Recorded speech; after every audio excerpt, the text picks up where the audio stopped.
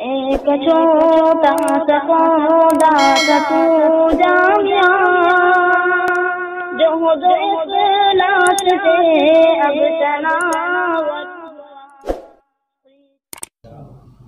تو حضرت مولانا علی رحمۃ اللہ علیہ فرما رہے ہمارا کام اس وقت تک قابل اطمینان نہیں ہوگا جب تک کہ مسلمان اپنے بچوں کی دینی تعلیم یعنی مکاتب کو اسی طرح اہمیت نہ دیں جس طرح کہ اپنے بچوں کی غذا اور دوا کے لیے اہمیت دیتے ہیں،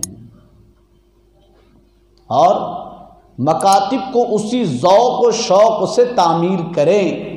کیا فرما رہے مولانا علی میاں ندوی رحمۃ اللہ علیہ کو پہلے تو یہ کہو تم جانتے ہو یا نہیں، مفکر اسلام تھے یہ۔ کون تھے؟ مفکر اسلام۔ ان کا بہت بڑا احسان ہے ہندوستان کے مسلمانوں پر۔ ابھی قریب میں ہی 1997 میں غالباً ان کا انتقال ہوا۔ بڑے پائے کے عالم دین تھے کہ مسلمان اپنے مکاتب کی بنیاد کو اسی ذوق و شوق سے جو ہے بنیادیں ڈالیں جس ذوق و شوق سے وہ مساجد کو تعمیر کرتے ہیں۔ مجھے یہ کہو اگر ہم جو ہے سلوڑ کی جامع مسجد میں یا مکہ مسجد میں چلے جائے اعلان کے لیے، بھائی مکتب کی بنیاد رکھنا ہے، ساتھی چندہ دو، کتنا دیں گے لوگ؟ اور اسی مسجد میں جائے بھائی فلاں جگہ ماشاءاللہ مسجد کا تعمیری کام ہو رہا ہے، بھائی سب ساتھی اس میں حصہ لے، تو چندہ کس میں زیادہ آئیں گا؟ بولو سچ سچ بولو یار ذرا زور سے، تم خود دیتے نا، ہم تو نہیں دیتے زیادہ۔ مسجد کی تعمیر میں زیادہ دیں گے کہ مکتب کی تعمیر میں؟ کتنے ذوق و شوق سے دین سمجھتے ہیں نا ہم اس کو، لیکن مکتب کو۔ اور یاد رکھو ہماری مساجد مکاتب کے بغیر آباد ہو جائے یہ ممکن نہیں۔ کوئی بھی مسجد 100% مکتب کے بغیر آباد نہیں ہو سکتی، یہ یاد رکھو۔ اس مسجد میں اگر جماعت آتی بھی ہیں، کام بھی کرتی ہیں، وہاں سے جماعتیں نکلتی بھی ہیں، تقاضوں پر تقاضے، بیرون کے تقاضے پورے ہوتے ہیں، وہ مسجد 100% آباد نہیں ہو سکتی اگر وہاں پر مکتب کا نظام نہیں ہے صحیح نہج پر۔ اور یہ بات میں نہیں کہہ رہا ہوں، یہ ہمارے اکابرین خود کہہ رہے ہیں، ہمارے بڑوں کی ترتیب ہے، ہمارے دعوت کے اکابرین کی بھی ترتیب ہے۔ خود اب تک نظام الدین میں بھی مدرسہ ہے کہ نہیں ہے؟ ہاں، مدینہ منورہ میں بھی ہمارا جو مرکز، ہر جگہ دیکھ لو، جہاں جہاں ہمارے مراکز ہیں سب جگہ دیکھ لو، لیکن ہم اہمیت دیتے ہیں؟ وہ کہتے ہیں نا بھیا کام کو خطرہ باہر سے نہیں ہے، کام کو خطرہ تو اندر سے ہے۔ کام کرنے والے کام کی اہمیتوں کو سمجھتے نہیں، اس کے اصول ضوابط کو سمجھتے نہیں۔ سب سے پہلا حلقہ لگتا ہے جماعت میں جانے کے بعد 6 نمبر کا مذاکرہ۔ کیا لگتا ہے؟ ارے کیا جماعت میں جاتے نہیں کہ تم لوگ؟ 6 نمبر کا مذاکرہ لگتا ہے، قرآن کا حلقہ لگتا ہے۔ قرآن کا حلقہ لگنے کے بعد پھر کیا ہوتا ہے؟ امیر صاحب کیا بولتے ہیں؟ اپنے مقام پر جا کر کسی اچھے عالم یا قاری سے کتنے کرتے ہیں؟ امیر صاحب سمجھتے میں کامل، میں امیر ہے نا، اور مامور تو بولتے ہیں امیر صاحب نہیں کرتے تو اپن کیا کریں گے؟ وہ خود نہیں کرتے اور ان کی اولادیں بھی نہیں آتی۔ 40 منٹ میں کیا ہوگا؟ اور پھر یہ امیر صاحب، یہ مامور صاحب خود درست بھی کر لے، اور جب انہیں اندازہ ہوگا ہو میں تو اتنے پانی میں ہیں، تو نہیں میرے بچے نہیں رہنا ایسے، ارے مولانا کچھ تو بھی کرو نا اپنے بچوں کو، فکر کریں گے، کریں گے نہیں کریں گے؟ ہم کیا چاہتے بھائی ہماری مسجدیں 100% آباد ہو جائیں۔ حضرت ابو ہریرہ رضی اللہ عنہ بازار میں گئے، اے لوگو تمہیں کیا ہوا؟ وہاں رسول اللہ صلی اللہ علیہ وسلم کی میراث تقسیم ہو رہی ہے اور تم یہاں؟ سارے لوگ دکانیں چھوڑ کر دوڑے اور کہاں گئے؟ مسجد نبوی میں۔ دیکھا حضرت ابو ہریرہ وہیں بازار میں کھڑے رہے، ارے کیا بات ہے تم لوگ آ گئے؟ کہا کہ ابو ہریرہ وہاں تو کچھ بھی نہیں تقسیم ہو رہا۔ کہا کچھ بھی تقسیم نہیں، پھر کیا ہو رہا؟ کہا کہ کچھ لوگوں کو دیکھا کہ کچھ سیکھ رہے، سکھا رہے، کوئی قرآن کی تلاوت کر رہا ہے، کوئی قرآن کو سیکھ رہا ہے۔ کہا کہ عقل کے اندھو، یہ اپنے طرف سے الفاظ میں کہہ رہا ہوں، ان کے الفاظ نہیں ہیں۔ اللہ کے رسول کی میراث پھر ہے کیا؟ اللہ کے رسول کی میراث تو یہی ہے۔ انبیاء جو ہے میراث میں درہم اور دنانیر نہیں چھوڑتے، وہ تو علم چھوڑتے ہیں کہ علم کو حاصل کرو، یہ نبی صلی اللہ علیہ وسلم کی میراث ہے۔ کس کی میراث ہے؟ مطلب لوگ ادھر مارکیٹ میں، اور مارکیٹ کے ٹائم پہ مسجد میں کیا ہو رہا ہے؟ سیکھنا سکھانا۔ مکتب اگر رہے گا تو اسکول کے ٹائمنگ کے اعتبار سے الگ الگ شفٹیں رہے گی۔ صبح اسکول جانے والے دوپہر کے اندر آئیں گے، دوپہر اسکول جانے والے صبح میں آئیں گے، جن کو دونوں ٹائم نہیں وہ شام میں مکتب پڑھیں گے۔ تو بولو، جب قال اللہ قال رسول اور قرآن اور حدیث یہاں بیٹھ کر بچے جوان بوڑھے سیکھیں گے تو یہ مسجد 100% آباد ہوگی یا نہیں ہوگی؟ وہاں علی میاں فرماتے ہیں مکتب کے بغیر مسجدیں مکمل طور سے آباد ہو جائے یہ ممکن نہیں۔ حضرت شیخ الہند رحمۃ اللہ علیہ جب مالٹا کی جیل سے رہا ہو کر آئے، شیخ الہند رحمۃ اللہ علیہ کو جانتے ہو؟ خیر موقع نہیں ہے ابھی، جنگ آزادی میں جن کی بڑی قربانی ہے، جب مالٹا کی جیل سے آئیں بمبئی کے ساحل پر اترے تو کہا کہ میں ملک بھارت کے مسلمانوں کے لیے 2 چیزیں لایا ہوں۔ لوگ سوچے کچھ فارمولہ وغیرہ لائے ہوں گے، کچھ عزائم۔ کہا کہ ایک تو یہ جگہ جگہ مکاتب دینیہ کا قیام، اور جگہ جگہ قرآن کریم کے حلقے، قرآن کریم کو سمجھنے کے حلقے، قرآن فہمی یعنی قرآن کو لوگ سمجھیں، جگہ جگہ درس قرآن ہو، اور ہر جگہ جگہ گلی گلی نگر نگر قریہ قریہ دیہات دیہات کیا کیا جائے؟ مکاتب قائم کیے جائے۔ اور کیا ہوا؟ لوگوں نے جب مکاتب کی اہمیت نہیں دی، سمرقند و بخارا میں حصول علم کو اہمیت نہیں دی، اپنے بچوں کو علماء کے حوالے نہیں کیا، قرآن کی تعلیم کو جو ہے اہمیت نہیں دی، تو پھر وہ دور آیا کہ جو ہے پھر سمرقند و بخارا جہاں پر جو ہے امام بخاری جیسے، امام شاطبی جیسے علماء پیدا ہوئے تھے، وہاں پر حال یہ ہوا کہ 80 سال تک خدا کا نام لیا جانا جرم عظیم سمجھا جانے لگا، مساجد میں پابندیاں لگ گئی، گھروں میں قرآن رکھا جانا گویا کہ پورے گھر کو جو ہے سولی پر چڑھانا اور اپنے آپ کو جو ہے ذبح ہونے کے لیے چھری کے نیچے رکھ دینا ہے، یہ حال ہوا۔ پھر لوگوں نے کیا کیا؟ جن کو سمجھ تھی 4 مہینے انڈر گراؤنڈ ہو گئے، اور جب باہر نکلے 4 مہینے تک انہوں نے سورج کو نہیں دیکھا، اور جب باہر نکلے تو بچہ حافظ قرآن ہو کر نکلا۔ پھر اہمیت دینے پر یہ ہوا۔ اگر ہم نے مکاتب کی اہمیت کو نہیں سمجھا تو پھر وہ دن دور نہیں، ملک بھارت پھر سے دوبارہ ملک بھارت میں وہی تاریخ دہرائی جائے جو سمرقند و بخارا میں دہرائی گئی۔ آج جو ہے لو جہاد کے نام پر، جیسا کہ جمعہ میں نے کہا، اور دیگر چیزوں کے نام پر جو محنتیں ہو رہی ہیں باطل طاقتوں کی، اگر ہم اپنی محنتوں پر مطمئن ہو گئے اور ہم سمجھیں کہ بہت کام ہو رہا، اپنے بچوں کی تعلیم و تربیت کو نہیں سمجھا ہم نے، تو وہ دن دور نہیں ہمارے بچے برائے نام مسلمان ہوں گے، اندر سے مرتد ہو چکے ہوں گے، جس کی پیشن گوئی اللہ کے رسول صلی اللہ علیہ وسلم نے فرمائی کہ قرب قیامت سے پہلے ایک دور آئے گا کہ ایک انسان صبح مومن ہونے کی حالت میں کرے گا اور شام ہوتے ہوتے کافر ہو جائے گا، اور شام مومن ہونے کی حالت میں کرے گا اور صبح ہوتے ہوتے کافر ہو جائے گا۔ اس لیے کہ عقائد کا علم نہیں ہوگا، کن چیزوں سے انسان شرک میں مبتلا ہو جاتا ہے، کن چیزوں سے انسان، کن جملوں سے انسان اسلام سے خارج ہو جاتا ہے، اسے اندازہ ہی نہیں ہوگا۔ اس لیے مکاتب کی اہمیت کو سمجھیں، ہر مسجد میں مکتب کا نظام ہو، اور کوئی مشکل کام نہیں ہے۔ لوگ جو ہیں بڑے افسوس کے ساتھ یہ بات کہنا پڑتی ہیں، لوگ ادھر ادھر تو خوب جو ہے اپنا جو ہے پیسہ صرف کرتے ہیں، لیکن بات جب آتی ہے امام کی تنخواہ کی، معلم کی تنخواہ کی، تو ساری شکوے شکایتیں اور حالات ہمارے سامنے آ جاتے ہیں۔ شادی بھی آئے تو کچھ نہیں سمجھتا ہے، ادھر سے لے ادھر سے لے، دیگر لوگوں کو دینا تو آدمی ادھر سے ادھر اٹھا پٹک کرتا ہے، اسکول کی فیس بھرنا ہے تو ساری چیزیں کرتا ہے، بات اگر مکتب کی آتی ہے تو وہیں لوگ جان نکالتے ہیں۔ کوئی مشکل نہیں ہے، ہر مسجد میں کم سے کم 5 سے 6 معلم ہونے چاہیے۔ کتنے؟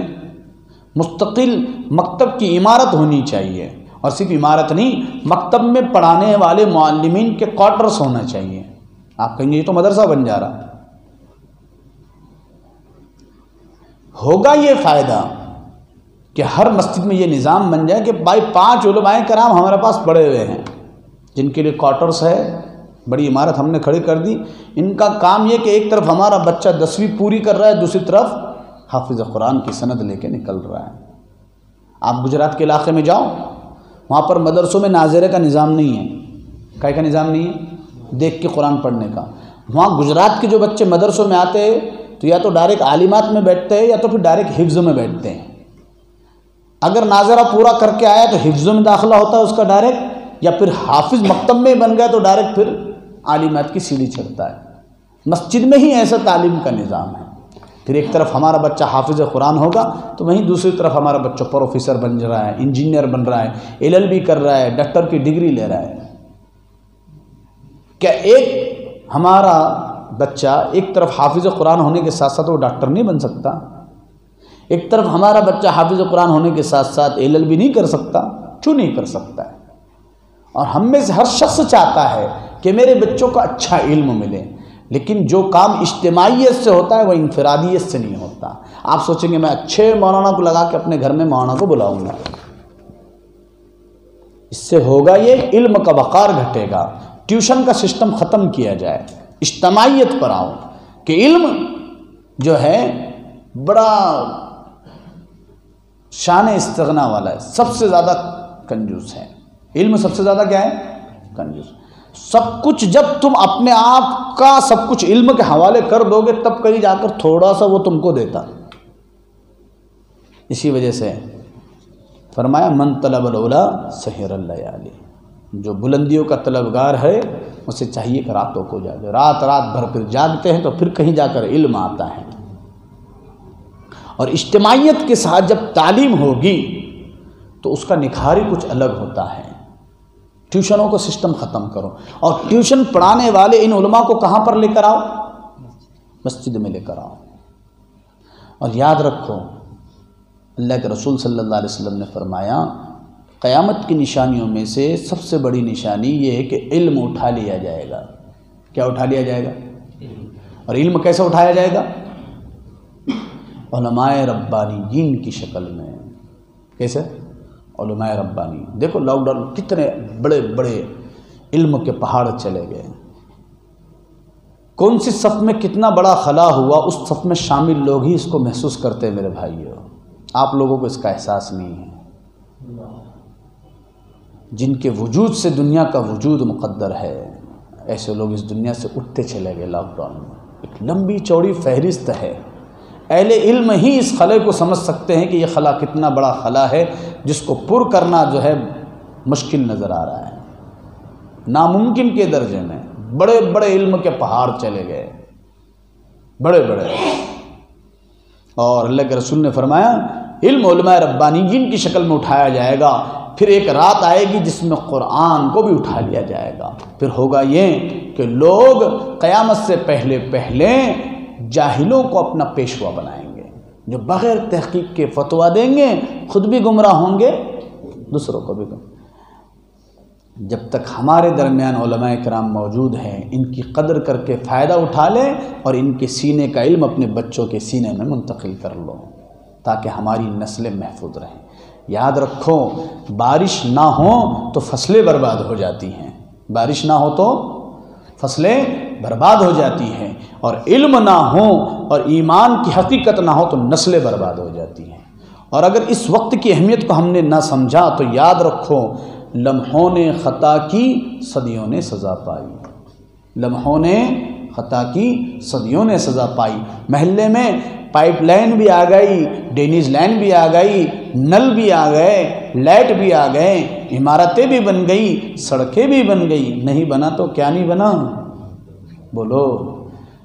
آپ حضرات کے لیے اس سے زیادہ افسوس کا کوئی مقام نہیں ہے. اگر یہاں مکتب کاش کے قائم ہوتا اور میں مکتب کے پروگرام میں آتا تو آپ لوگ قابل مبارکباد ہوتے. لیکن اگر آج کی محفل میں آپ نے اگر عزم ارادہ کر لیا کہ ایک جاندار اور منظم مکتب کا قیام عمل میں آئے گا تو پھر میں آپ کو مبارکباد دیتا ہوں. تو کیا آپ اس کے لیے تیار ہیں؟ تو صرف مکتب مسجد کی چار دیواری میں نہیں، اس کے لیے مستقل عمارت قائم کرو. کیا مشکل ہے؟ لوگ خود کے لیے کیا کیا پراپرٹی نہیں خریدتے ہیں. جو لوگ اس میں پیش قدمی کریں گے ان کے لیے جنت میں محل کی بشارتیں ہیں. یہ ہیں وقف کی چیزیں، یہ ہیں صدقے جاریاں کہ اپنا پیسہ لگاؤ اور مکتب کی عمارتیں کھڑی کرو، اور مکتب کی عمارت کے ساتھ ساتھ امام، مؤذن اور مکتب کے معلمین کے لیے کوارٹرز دو، اور انہیں اتنا مستغنی کر دو کہ ان کی نگاہیں منڈیوں کی طرف، دکانوں کی طرف جائے نہیں، ان کی اتنا جھولی میں ڈال دو کہ ان کا دھیان ہی نہ جائے کہ ادھر ادھر دیکھیں۔ یاد رکھو حضرت مولانا اشرف علی تھانوی رحمۃ اللہ علیہ نے فرمایا، اگر تم نے علماء کی قدر نہ کی تو یاد رکھو یہ علماء بھوکے نہیں مریں گے، یہ کہیں بھی جا کر اپنا پیٹ بھر لیں گے، لیکن یاد رکھنا تمہاری نسلوں کو علم سکھانے والا پھر کوئی نہ ملے گا۔ اور اس لاک ڈاؤن نے یہ بات سمجھا دی ہے۔ اچھے اچھے علماء کرام دیکھو کہاں آج بیٹھ گئے ہیں، لوگوں نے علماء کی، ائمہ کی تنخواہیں نہیں دی ہیں، مدارس میں بجٹ نہ ہونے کی وجہ سے مدرسین جو ہیں مجبور ہو گئے تجارت کی طرف آنے پر۔ ہمیں اب ڈر لگ رہا ہے کہ کہیں ان مدارس کے یہ علماء کو اگر دوبارہ اگر بلایا جائے گا تو یہ آئیں گے یا نہیں آئیں گے۔ یہ حقیقت میں بتلا رہا ہوں آپ کو، یہ حقیقت ہے۔ اور دنیا کی ہر کمیونٹی اور دنیا کی ہر فیلڈ کے لوگ اسٹرائک کرتے ہیں، اگر اسٹرائک کوئی نہیں کرتا ہے تو کون نہیں کرتا ہے؟ بولو، کبھی پورے علماء ایسے ہوئے کہ بھئی آج کوئی نماز نہیں پڑھائیں گا، ہماری تنخواہیں بڑھاؤ، روڈوں پر نکلتے ہیں کہ کبھی؟ ہاں، یہ ہو سکتا ہے جو ایک اچھا قدم مجھے پتہ چلا کہ سلوڑ شہر کے لوگوں نے اقدام کیا ہے، عزائم کی ہیں تنخواہیں بڑھانے کا، مشورے سے تو کام ہو سکتا ہے، لیکن اسٹرائک پر کبھی اہل علم نہیں آ سکتے ہیں۔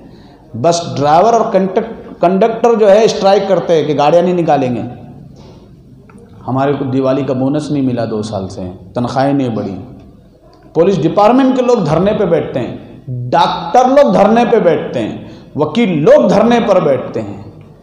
یہ وہ طبقہ ہے جو دھرنے پر نہیں بیٹھتا، یہ تو صرف مصلے پر بیٹھتا ہے۔ اور یاد رکھو اگر علماء کرام کی ہم نے قدر نہیں کی تو اس کا مطلب یہ نہیں ہے کہ بھوکے مر جائیں گے۔ ہم آپ کو ڈاکٹر، انجینئر، پروفیسر لوگوں کے طبقے میں سے، بڑے بڑے مالدار لوگوں میں سے سوسائڈ کرنے والوں کی مثالیں دے سکتے ہیں، لیکن اہل علم کی مثالیں نہیں کے درجے میں ہیں۔ لوگ تو علماء کرام کے تعلق سے کیا کہتے ہیں؟ علماء لوگ بہت، ارے بولو نا آگے، کھاتے ہیں، اور بچوں کو پڑھا بولے تو مولوی بنے گا تو کھائیں گا کیا؟ سمجھ رہے؟ لوگوں کا مزاج ہی بڑا عجیب ہے، جام میٹھے ہیں کیا پوچھتے ہیں، اور گھر میں جا کے نمک لگا کے کھاتے ہیں۔ بچے علماء کے تعلق سے کہیں گے علماء لوگ بہت کھاتے ہیں، بچوں کو عالم بنا دو، عالم مولوی بنے گا تو کھائیں گا کیا؟ افسوس کی بات ہے، کبھی اس لائن میں رہنے والا بھوکا نہیں رہتا۔ ہاں، اس میں یہ مثالیں تو ملے گی کہ کھا کر مر گئے لوگ، اتنا کھائے کہ کھاتے کھاتے۔ امام مسلم رحمۃ اللہ علیہ کا واقعہ، مطالعہ کر رہے ہیں، کھجور کا ٹوکرا رکھا ہوا ہے، مطالعہ کرتے جا رہے، کھجور کھاتے جا رہے، مطالعہ کرتے جا رہے، کھجور کھاتے جا رہے، کھجوریں اتنی کھائی کہ انتقال ہو گیا، ہضم نہیں کر پائے، بے اڑمپ کھجوریں کھا لی۔ تو کھا کر مرنے کی تو مثالیں زیادہ ہے، بھوکے مرنے کی مثالیں شاذ و نادر ہیں، اس کو گنتی میں بھی کوئی نہیں لیتا ہے۔ یہ مت سمجھو کہ اگر آپ اپنی اولاد اور نسلوں کو دین کا علم دیں گے تو وہ بھوکے مریں گے، ہرگز نہیں، بلکہ حلال کمانے کے طریقے آئیں گے تو سود سے بچیں گے۔ کیا ہوں گے؟ سود سے بچیں گے۔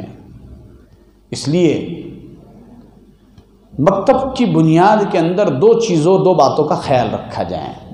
اس کے اندر ہے، ایک ہے نظام اور ایک ہے نصاب۔ کیا ہے؟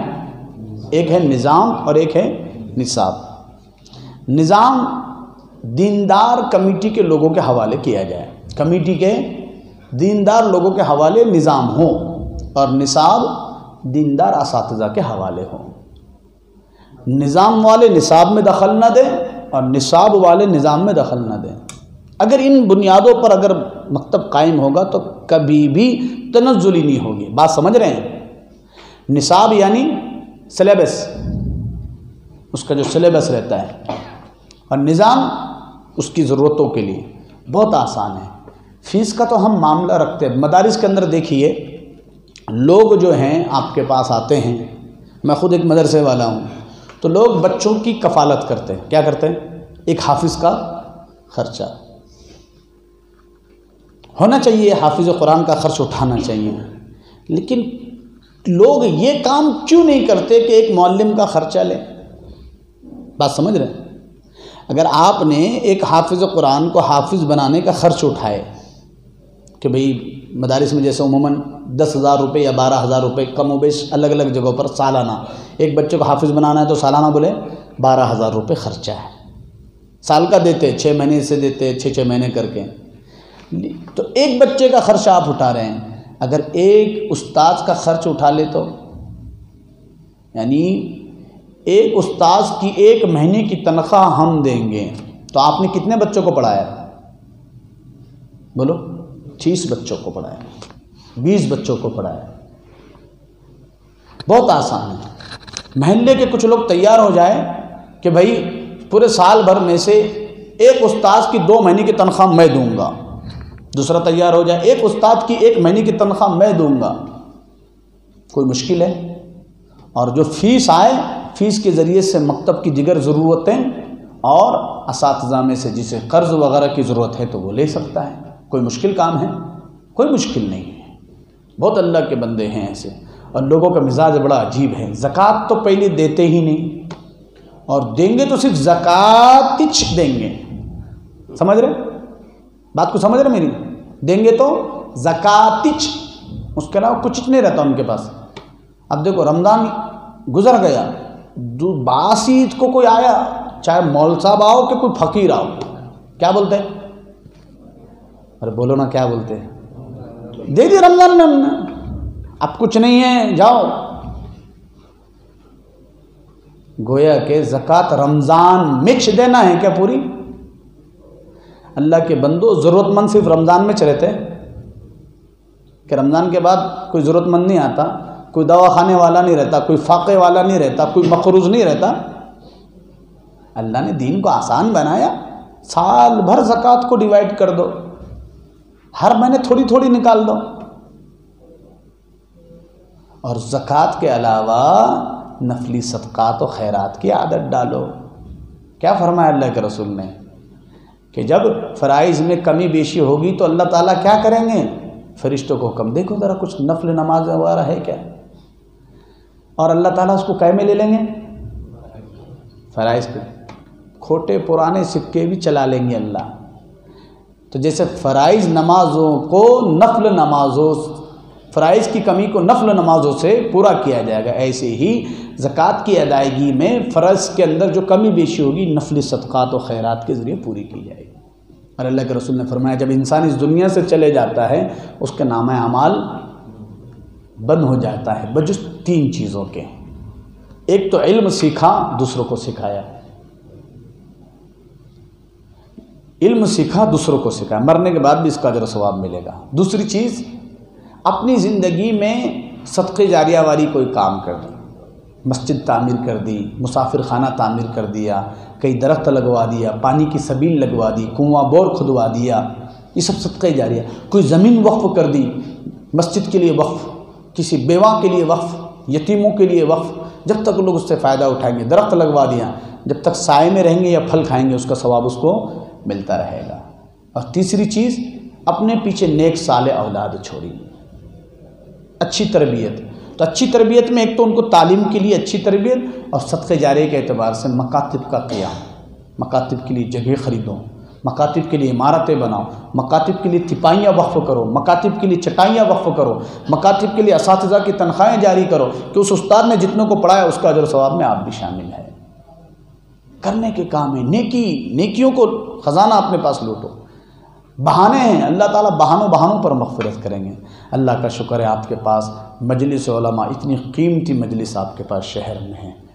ہم غائبانہ میں ساری محنتیں ہم تک پہنچتی ہیں مجلس علماء کی، ہر ہفتے آپ کے پاس مجلس علماء کی جانب سے اعلانات ہوتے ہیں، رہبری رہنمائی کی جاتی ہیں۔ الحمدللہ آپ کے پاس علماء کرام کی قدر ہیں، اس قدر میں مزید اضافہ کر لیں کہ جن مساجد میں منظم مکاتب نہیں ہیں منظم مکاتب بنائیں، مکاتب کی اہمیت کو سمجھیں۔ ہر مسجد سے ملحق ایسا نظام ہو کہ 24 گھنٹے بچوں کے پڑھنے کا نظام، بچہ اسکول سے آیا مول صاحب کے حوالے، اس کی پوری نگرانی، مولانا کی بالکل نگرانی میں قرآن پڑھ بھی رہا ہے، اور اسی مکتب کی عمارت میں کچھ ایسا نظام بنا لو کہ بچوں کے ٹیوشنوں کا بھی انتظام ہو جائے، کہ بچہ ایک طرف ڈاکٹر بنے لیکن وہ ڈاکٹر ہونے کے ساتھ ساتھ، پروفیسر ہونے کے ساتھ ساتھ، انسپیکٹر ہونے کے ساتھ ساتھ سب سے پہلے وہ مسلمان نظر آئے۔ معمولی مت سمجھو مکتب کی اہمیت کو، بہت اہمیت ہے اس کی۔ ہاں، اور یہ بچے ابھی جو ہیں پودے کی شکل میں، اگر ان پر ابھی محنت نہیں کی گئی اور یہ درخت کی شکل اختیار کر لیں گے اور اس وقت ہم ان کی تربیت کرنا چاہیں گے تو بہت مشکل ہو جاتا ہے۔ گجرات میں آپ دیکھو رمضان کے اندر پہلی سب پوری حفاظ کرام کی ہوتی، چلو مول صاحب 2 رکعت پڑھاؤ پیچھے آؤ، 2 رکعت پڑھاؤ پیچھے آؤ۔ وہاں ایسا ہے نہیں، سب حفاظ ہیں، مسئلہ ہی نہیں۔ گھروں گھروں میں تراویحیں ہوتی ہیں، لوگوں میں علم آتا ہے، پھر حلال تجارت بزنس۔ کوئی گجرات والا تمہارے پاس آتا ہے چندے کو؟ بولو بھائی، گجرات کے علماء کبھی یہاں چندے کو آئے ہیں؟ بہت کم، نہیں، شاب العادت اللہ ماشاء اللہ، اس لیے کہ وہاں کے لوگوں نے اس کی ذمہ داری سنبھال لی۔ مدرسوں کی ذمہ داری، مولانا مدرسے کے ناشتے کی 3 مہینے کی ذمہ داری ہماری فیملی، 2 مہینے کے دوپہر کے کھانے کی ذمہ داری ہماری فیملی، ان کو بالکل فارغ کر دیا۔ تو وہاں کے علماء اکرام پھر کہاں ہوتے ہیں رمضان میں؟ مسجدوں میں، اور لوگ پھر ان کے پاس جاتے ہیں، سیکھتے ہیں سب کر۔ ہم علماء کرام کو فارغ کر دیں گے تو پھر یہ ہمارے کام آئیں گے۔ اس لیے مکتب کے نظام کو منظم کریں اور زیادہ سے زیادہ اس کی اہمیت کو سمجھیں، اپنے بچوں کو جو ہے تعلیم سے آراستہ کریں، اچھے معلمین کا انتخاب کریں، اچھی تنخواہوں سے تقرر کریں اور جو ان کی ضرورتوں کا خیال کریں، اور اپنے بچوں کی تعلیم میں ترقی ہو اس کے لیے وقتاً فوقتاً بچوں کے امتحانات ہو، امتحانات کے بعد ان کی حوصلہ افزائی کی جائے۔ یہ چیزیں اگر ہوگی تو انشاءاللہ آپ کی مسجد دیکھیں نمایاں بنے گی، مثال بنے گی کہ بھئی یہ مسجد میں حفظ کلاس چلتی ہیں، یہاں کے بچے حافظ بن کر نکلتے ہیں۔ حافظ بننے کے لیے مدرسہ ہی جانا ضروری نہیں، اتنی بات ذہن میں رکھو۔ آپ کی مسجد سے بھی بچے حافظ قرآن بن کے نکل سکتے ہیں، اس کے لیے یہیں آ کر سونا ضروری نہیں ہے۔ بچے اسکول کو جا کر یہاں آ کر بھی حفظ کر سکتے۔ کیا ہو رہا نہیں دوسری جگہ؟ سب جگہ ہو رہا۔ بنگلور میں جاؤ، شہر اورنگ آباد میں دیکھو، سب جگہ، یہاں پر بھی ماشاءاللہ ماشاءاللہ دیکھو 7-8 جگہ پر۔ تو جب 7-8 جگہوں پر یہ شروع ہو چکا تو یہ مسجد والے کب تک پیچھے رہیں گے بھائی؟ ہم بھی انشاءاللہ کسی سے پیچھے نہیں رہیں گے، آگے رہیں گے نا بھائی۔ اب کوئی مشکل نہیں، اور سب مل کر یہ طے کرو کہ انشاءاللہ ایک منظم مکتب، اور ایسا کہ بھئی مول صاحب نے صرف مکتب پر ہی دھیان دینا، کریں گے سب۔ اللہ تبارک و تعالیٰ جو ہے عمل کی توفیق عطا فرمائے۔ دوسری بات کہ بھئی ابھی دیکھو سردی میں راتیں اتنی بڑی ہیں۔ امام صاحب یہاں فجر میں کتنی صفیں ہوتی ہیں؟ 2 ہو جاتی ہے۔ کتنے لوگ ہیں ہمارے دعوت کے ساتھی؟ بھئی پورا رجسٹر رہتا ہے، کتنے ساتھی پورے مرد احباب؟ کچھ ہے بھئی؟ 200 گھر ہیں۔ کتنے؟ 170 گھر۔ تو 170 تو ایک فرد بھی پکڑے تو مطلب لوگ سوتے کہ نہیں، کہ جاگتے رہتے، کہ سوتے۔ اللہ کے بندو، کس کو پتہ نہیں ہے کہ نماز فرض ہے؟ تصویب کا کام کرو۔ کا کام کریں گے؟ تصویب کا کام سمجھتے ہیں؟ فجر کی نماز میں آواز دینا سب کو۔ ہم نے ہمارے پاس محلے میں یہ کام شروع کیے تو ایک صف ہوتی تھی بڑی مشکل سے التمش میں ہمارے پاس، جب تصویب کا کام شروع کرے ایک صف میں 65 لوگ آتے کم سے کم، تو 5 صفیں ہونے لگی، اور ہم رفیق بھائی عبداللہ بھائی بول کے آواز نہیں لگاتے، میری ماؤں بہنوں خود بھی جاگو، گھر کے بچوں اور مردوں کو مسجد میں اجی جاؤ نا جی، مول صاحب روزانہ آ رہے، وہ ساتھی روزانہ آ رہے، اجی جاؤ نا جی، خود بیچتے ہو نا پھر۔ اور یہ معمول بناؤ، ہمارے محلے کے سب ساتھی کم از کم فجر اور عشاء یہاں پڑھے۔ بھائی ٹھیک ہے، کاروبار کے اعتبار سے 3 نمازیں جہاں آپ کو لیکن 2 نمازیں یہاں پڑھو بھائی۔ اور 10 سال کی عمر سے لے کے ادھیڑ عمر تک کا کوئی شخص ایسا نہ ہو جو مسجد میں نہ آتا ہو۔ مسجد اتنا اچھا اللہ نے ہمیں مقام دیا ہے، ایک دوسرے کی خیر خیریت معلوم ہو جاتی ہے، ایک دوسرے کے مزاج اور طبیعت معلوم ہو جاتی ہے۔ بچوں کو لاؤ، ماحول بناؤ، ہماری مسجد 100% آباد کرو۔ ایک مسجد کو لے کر ہم اتنے بے چین ہیں، جتنی مسجد دی اس کے تعلق سے اگر اتنے بے چین ہو جائے تو مساجد کی آبادی کی فکر کرو۔ اللہ کے بندو، دنیا دیکھو کہاں جا رہی ہے، اور ساری دنیا ہم سے آس لگائی ہوئی ہے، اور سب جانتے ہیں یہ مسلمان اگر جھاگ گیا نا، اور ہم ہی آج جو ہے سو نہیں رہے، ہم کیا کر رہے ہیں؟ قوم سوئی بھی نہیں ہے، سونے کا ڈھونگ کر رہی ہے۔ کیا کر رہی ہے؟ سونے والے کو جگانا بہت آسان ہے، گلاس گرا تو اٹھ کے بیٹھ جاتا، انہیں کیا ہوا؟ اب ڈھونگ جو کر رہا کتنا بھی ہلاؤ اس کو، اٹھتا کیوں نہیں؟ انہیں طے کر کے رکھا کہ اٹھنا چاہیے۔ قوم سونے کا ڈھونگ کریے، ڈھونگ ختم کرو اب، سب کو پتہ ہے بھئی نماز فرض ہے، 70 سال سے بیچارے دعوت تبلیغ کے ساتھی تھیلا لے ادھر ادھر لے گھوم پھر رہے، قوم کو سمجھ میں نہیں آ رہا ہے۔ اور یہ مکتب کی جاندار ہو گئے نا تو یہ بچے خود بخود ہم کو مل جاتے، پھر ان کی ٹھڈیوں میں ہاتھ ڈالنے کی ضرورت نہیں رہے گی۔ اس لیے بھائی اس کی فکر اڑے اور مساجد کی آبادی کی فکر کریں۔ اللہ تبارک و تعالی عمل کی توفیق عطا فرمائے۔ وآخر دعوانا